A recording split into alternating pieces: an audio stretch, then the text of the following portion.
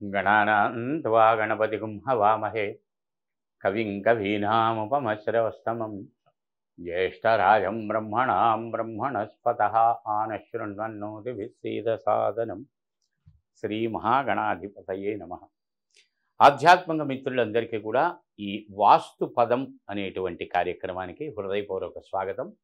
Me Yogananda Sharma, Sripeethamu Rudrakshasala and Navaratna emporium, Hyderabad. Phone number 9494409777. Since 1990 reach your destination. ఆధ్యాత్మిక మిత్రులారా, ఈరోజు కార్యక్రమంలో టవర్గు గురించి తెలుసుకుందాము. ఇప్పటి వరకు అవర్గు, చవర్గు, అవర్గు, కవర్గు, చవర్గు గురించి తెలుసుకున్నాం. ఈరోజు టవర్గు. టవర్గ్ అంటే ఏమిటి?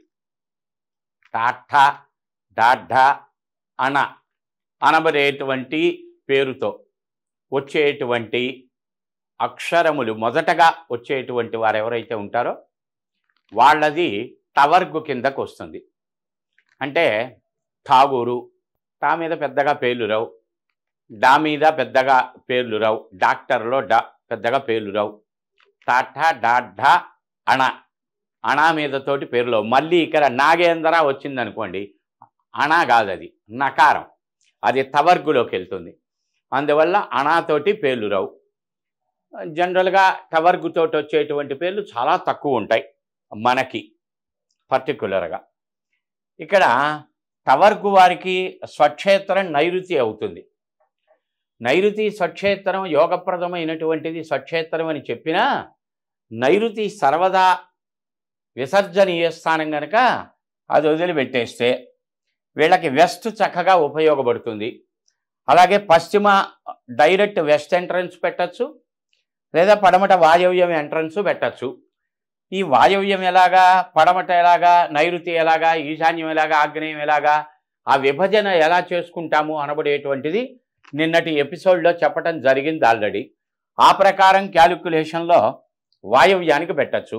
మళ్ళీ ఉత్తరం వైపు కూడా వాయవ్యం వస్తుంది, కానీ ఉత్తర వాయవ్యము పనికిరాదు, ఉత్తరము పనికిరాదు. ఈశాన్యం ఉత్తర ఈశాన్యము పనికిరాదు, తూర్పు ఈశాన్యము పనికిరాదు, వెస్ట్ ఈస్టు పనికిరాదు.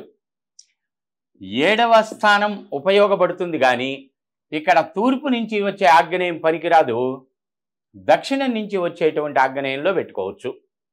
దక్షిణం సర్వదా వర్జనీయ స్థానం వీళ్ళకి. అంటే వీళ్ళకు ఉపయోగపడేటువంటిది ఏంటంటే పడమట వాయువ్యం, దక్షిణాగ్నేయం.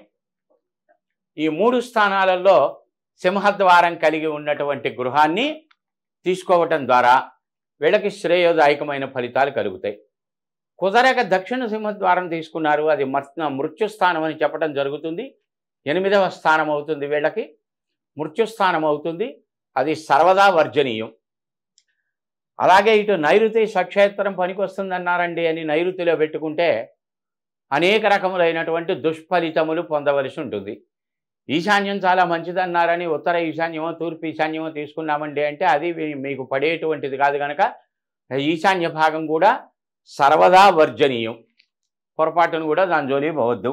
ఉత్తరము మంచిదే అన్నారు కదండి అని ఉత్తరం తీసుకున్నామండి అంటే ఉత్తరం మీకు పడదు. 1, 2, 3, 4వ స్థానం అవుతుంది.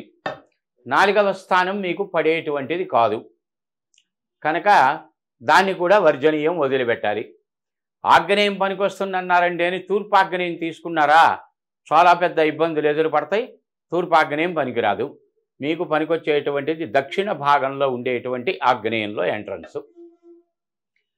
అది మీకు ధనాన్ని, ఆరోగ్యాన్ని, అభివృద్ధిని, పేరు ప్రఖ్యాతుల్ని కలగజేస్తుంది. దక్షిణ ఆగ్నేయం కాకుండా కరెక్ట్గా మిడిల్ సౌత్కి కనుక వచ్చిందా అనేక రకములైనటువంటి ఇబ్బందులు ఫేస్ చేయవలసి ఉంటుంది. అలాగే అంటే వీళ్ళకి టకారంతో వచ్చేటువంటి పేర్లు చాలా తక్కువ గనక అంత పెద్ద ప్రాబ్లం ఉండదు. ఏదైనా ఠాకూర్ అనేటువంటి వ్యక్తులు, టక్కరి, ఠాకూరు, టమకేశ్వర్ ఇట్లాంటి పేర్లు ఉంటాయి. వాళ్ళకి ఈ చెప్పబడినటువంటి వర్తిస్తాయి. అది దృష్టి ఎందు ఉంచుకోండి. అయితే తూర్పు స్వర్గద్వారం అన్నారు, ఇంద్రద్వారం అన్నారు గనక ఇక్కడ పేరు ఫలాలతోటి పని లేదు.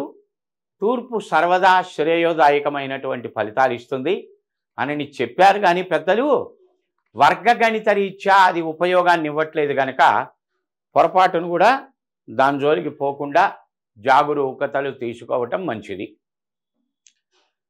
మీకు కూడా ఇటువంటి వాస్తుపరమైనటువంటి అనుమానాలు, సలహాలు, సంప్రదింపులు ఆల్రెడీ ఉన్నటువంటిది వచ్చి చూచి దోష నిరూపణ, దోష పరిహారాదులు సూచించటం, తగు నివారణలు తెలియచేయటం మొదలైనటువంటి విషయాలు, కొత్త ప్లాన్స్ కావాలనుకుంటే వాస్తుపరమైనటువంటి కొత్త ప్లాన్స్ ఇవ్వటం మున్నగు సేవలను అందిస్తున్నటువంటి సంస్థ శ్రీపీఠం రుద్రాక్షశాల నవరత్న ఎంపోరియం. 9494409777 కాల్ చేయండి, అపాయింట్మెంట్ తీసుకోండి, వివరాలు తెలుసుకోండి. అంతవరకు సెలవు. జై గురుదత్త. రేపటి రోజున అకాచట అనబడేటువంటి 4 వర్గములు అయిపోయినాయి. రేపు తవర్గు గురించి తెలుసుకుందాం. జై గురుదత్త.